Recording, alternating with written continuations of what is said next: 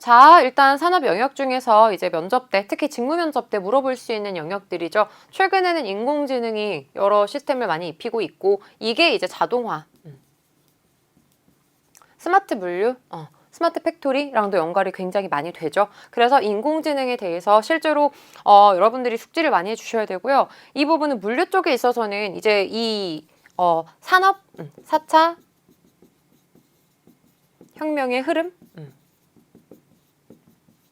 잘 파악해 두시면 물류가 지금 언제까지 어떻게까지 진화할 수 있다라고 생각하실 수 있는데, 이제 많은 분들이 이렇게 얘기를 하세요. 투자하시는 분들도 그렇고, 이제 물류 쪽은 이제 어느 정도 거의 다 완성 단계다, 이제 더 이상 올라갈 건 없다, 이렇게 말씀을 해주시는 분들도 있는데, 물류는 더 진화를 할 겁니다. 왜냐하면 자, 실제로 손해 혁명이 시작이 됐어요. 이게 언제냐면 2010년? 어떤 거냐면 스마트폰의 혁명이 시작됐죠. 2010년도.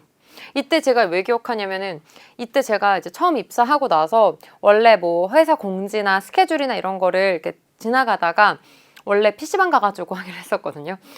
중요한 메일 이런 거 있잖아요. 꼭 봐야 되는 거. 근데 이제 제가 입사한 지 얼마 안 돼서 바로 이제 아이폰이 처음 나왔어요. 아이폰 3인가? 그래서 그거를 처음 이제 해서 그때 제가 되게 신기했죠. 이제 버스를 타거나 길을 걸으면서 확인할 수 있구나 라는 그 신박함. 이제 이렇게 시작이 되면서 도로의 혁명 지금 진행 중이죠. 한 2020년 정도부터 19년? 실제로 이제 전기 자동차가 기준이 될 수 있는데, 전기차가 한 18년, 19년까지만 하더라도 전기차 너무 조금 아닌 것 같은데 라는 생각을 많이 했죠. 왜냐면 불편하니까. 근데 지금 테슬라도 굉장히 많이 보이고 있죠. 그리고 스마트 도로 시스템도 지금 준비 중이고요. 수소차도 준비 중이고, 자율주행 자동차는 실제로 기술적으로 굉장히 많이 성장을 했다라는 거 알고 계시잖아요. 그러면 이게 뭐 2020년 정도다라고 하면 10년 정도가 걸렸으면, 다음 넥스트 사업혁명의 대상은 홈입니다. 집.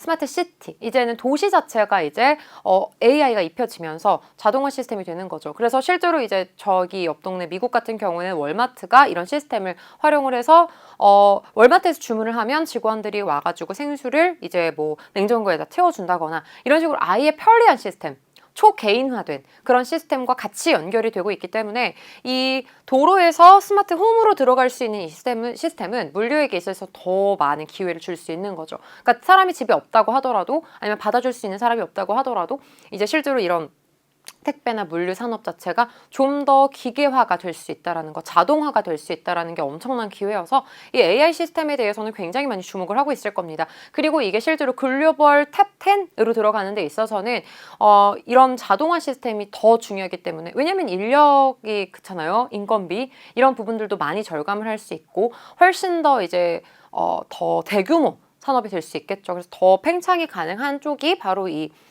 산업혁명 흐름에 따라서 가능성이 있다라는 거 정도 인지를 해주시면 좋을 것 같고요. 이런 부분들은 미래학자들이 쓴 그런 책이나 논문 같은 거 보시면 정말 잘 나와 있어요. 그럼 이런 거를 여러분들의 인사이트인 척하면 되는 거죠. 저는 이런 거 옛날부터 관심을 가지고 있었고, 그래서 물류산업은 이렇게 진화가 될 거고, 판토스가 지금 만들어 나가고 있는 이런 신화는 너무 나는 공감하고 있고, 앞으로 더 가능성과 기회가 있을 거라고 생각한다 라고 해서, 아예 이런 여러 산업들 중에서 하나 꽂히셔서 조금 논문까지도 깊게 파시면, 논문 보실 때도 너무 부담을 가지실 필요가 없는 게, 이렇게 막 있잖아요. 그러면 막 초록 이제 보시면, 논문 초록 보시면 이렇게 쫙 나와요.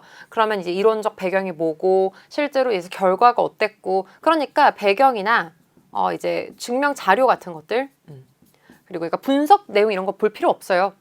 그리고 결과. 그래서 최근 논문들 좀 찾아보시면서 물류 쪽이 얼만큼 진화를 했고 앞으로 얼마나 더 가능성이 있는지를 어필하시려면, 애널리스트 분들이 썼던 그런 증권사 레포트 같은 것도 좋지만 솔직히 논문이 훨씬 좋아요. 왜냐면 되게 쉽게 나와 있거든요.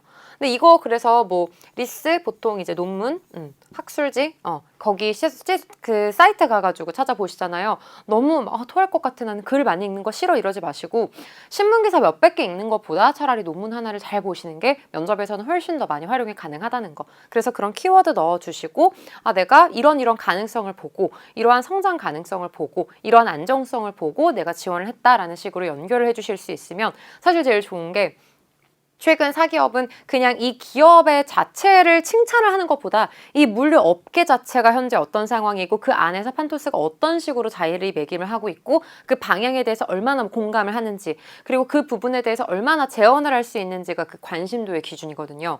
공기업 같은 경우는 그 역할 자체죠. 왜냐면은 어떻게 보면 독과점이죠.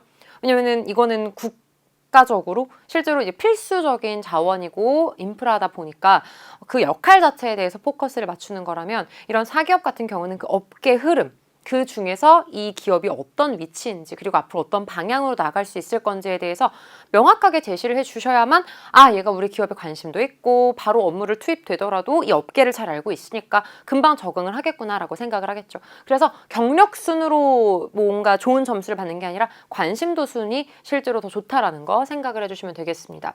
자, 그리고 최근에는 ESG 경영이 너무 화두가 되고 있기 때문에 이 부분들은 ESG에 대해서도 좀 잘 찾아보시면 되게 쉽게 어필을 하실 수 있겠죠. 이런 거 많이 물어볼 만해요. PT 주제로 이런 거 되게 많이 물어봐요. ESG 경영에 대해서 우리 판토스가 어떤 식으로 이 ESG 경영을 만들어 나갈 수 있을지 얘기해 보세요. 이런 것들도 많이 나올 수 있겠죠. 그러려면 ESG가 뭔지를 알아야 하니까. 자, 실제로 비전을 조금 보면 자, 일단 기본적으로 이거예요. 정당한 게 굉장히 많이 나요. 정당, 공정, 정직. 정도 경영이죠. 최근 이제 아무래도 직원들의 윤리의식이라던가 투명성이 되게 중요하다라는 걸 조금 많이 보여준 사태가 이제 LH 사태죠.